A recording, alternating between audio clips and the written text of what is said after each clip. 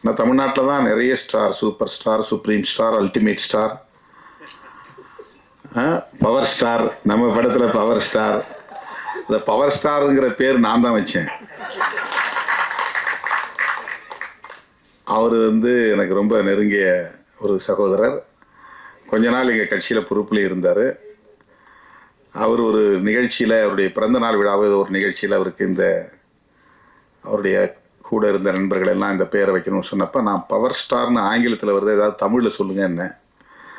எல்லாரும் மாதிரி ஆங்கிலத்தில் என் பேர் வைக்கணும். இல்லை இல்லை, அதெல்லாம் தமிழ்லாம் வச்சா ஈடுபடாது, பவர் ஸ்டார்னு சொல்லுங்கன்னு என்ன கட்டாயப்படுத்தினாங்க. ஆனால் அது நான் வச்சேங்கிறதுனால ஆகலை, அவருடைய உழைப்பால் அந்த பேர் நல்ல ரீச் ஆயிடுச்சு மக்கள்கிட்ட. இப்போ நம்ம பேராண்டி படத்துலையும் பவர் ஸ்டார் நடிச்சிருக்கிறார் அப்படிங்கிறத பார்த்தது, நான் அவரை பார்த்தவொடனே எனக்கு ஒரு மகிழ்ச்சி ஆகிடுச்சு. அவர் தங்கமணி என்னை பார்த்தபோது சொன்னார், பவர் ஸ்டார் இதில் நடிச்சிருக்காரு. நான் அன்றைக்கி வருவார்னு எதிர்பார்த்தேன், அவர் வரல. எந்த மாநிலத்திலும் திரைத்துறை அரசியலில் பெரிய தாக்கத்தை ஏற்படுத்தவில்லை. மம்முட்டி இருக்கிறார் கேரளாவில், இங்கே கன்னடத்தில் ராஜ்குமார், இப்போ இல்லை அவர், இங்கே என்டிஆர், இங்கே எம்ஜிஆர், 2 பேர் தான் அரசியலில் ஒரு பெரிய மாற்றத்தை திரைத்துறையின் மூலமாக ஏற்படுத்தியவர்கள். அவரும் கட்சி ஆரம்பித்த 5 வருஷத்தில் ஆட்சி பிடிச்சார். இவர் கட்சி ஆரம்பித்த 7 வருஷத்தில் ஆட்சி பிடிச்சார்.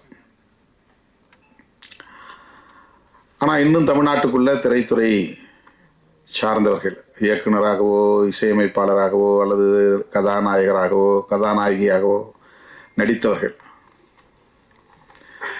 சோஷியல் மீடியாவில் ரொம்ப ஆழமாக சிந்திக்கிறவங்களாம் இருக்கிறாங்க. ரொம்ப நாமே அது ஆச்சரியப்படக்கூடிய அளவுக்கு. அருமையில் ஒருத்தர் எழுதியிருந்தான், இராணுவத்துறையில் வேலை செஞ்சவங்க ரிட்டையர் ஆகிட்டு வாட்ச்மேன் வேலைக்கு போகிறாங்க, திரைத்துறையில் ரிட்டையர் ஆகுறவங்களாம் சிஎம் ஆகுறாங்க. தமிழ்நாட்டு அரசியல் அப்படி இருக்குது அப்படின்னு. இராணுவத்துறையில் ரிட்டையர் ஆகிறவங்களாம் வாட்ச்மேன் வேலை மாதிரி ஏதாவது ஒரு டிபார்ட்மெண்ட்டுக்கு போகிறாங்க. ஆனால் திரைத்துறையில் ரிட்டையர் ஆகிறவங்க அல்லது விஆர்எஸ் கொடுக்குறவங்க வாலண்டரியாக கொடுத்துட்டு வராங்க இல்லையா. இன்னும் நல்லா 200 கோடி 300 கோடி சம்பாதிக்க முடியும், ஆனாலும் நான் அதை விட்டுட்டு வரேன் அப்படிங்கிறது. பட் இங்கே அவங்கெல்லாம் முதலமைச்சருக்கான ஓட வராங்க அப்படின்னு சொல்கிறாங்க. ஏதோ ஒரு வகையில் திரைப்படம் அல்லது திரைத்துறை தமிழர்களை ஆளுமை செய்கிறது, ஆதிக்கம் செய்கிறது. இப்போ நான் என்ன யோசிக்கிறேன் அப்படின்னா, 15-20 வருஷத்துக்கு முன்னாடியே எனக்கு இந்த துறையில் கதவு திறந்தது, சிவப்பு கம்பளம் விரிக்கப்பட்டது. பல பேர் கூப்பிட்டாங்க, நான் அதை ரொம்ப அவாய்ட் பண்ணிட்டேன். இப்போ உங்களை மாதிரி இயக்குனர்கள் அழைத்து இந்த நிகழ்ச்சிகள் எல்லாம் பங்கேற்க செய்கிற போது இந்த கலை எந்த அளவுக்கு மக்களோடு நெருக்கமானதாக இருக்கிறது. மக்களை பற்றி தானே திரைத்துறை பேசுகிறது. மக்களிடமிருந்து அந்நியப்படவில்லை.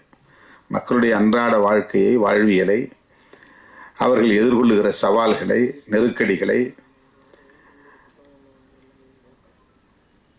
அழகியலாக கொண்டு நம் கண்முன்னே நிறுத்துகிறார்கள்.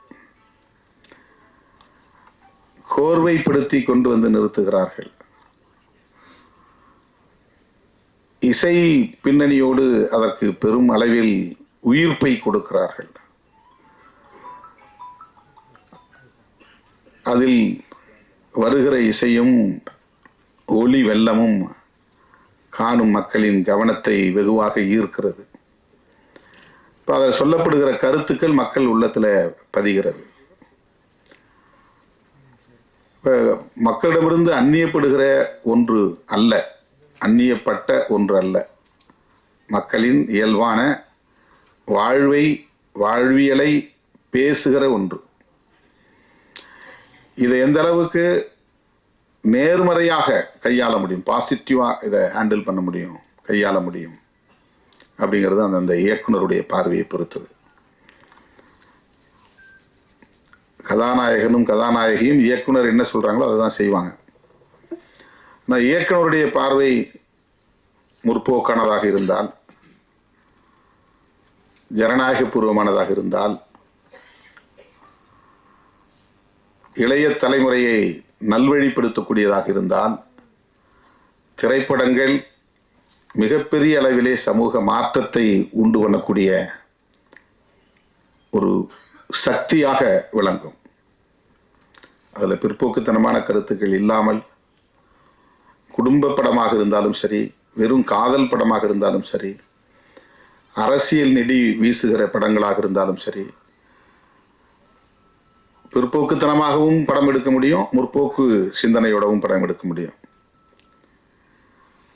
பழமைவாதத்தை ஆதரிக்கவும் முடியும், புதுமைகளை ஏற்று அதை ஜனநாயகப்படுத்தி மக்களிடத்திலே கொண்டு போய் சேர்க்க முடியும்.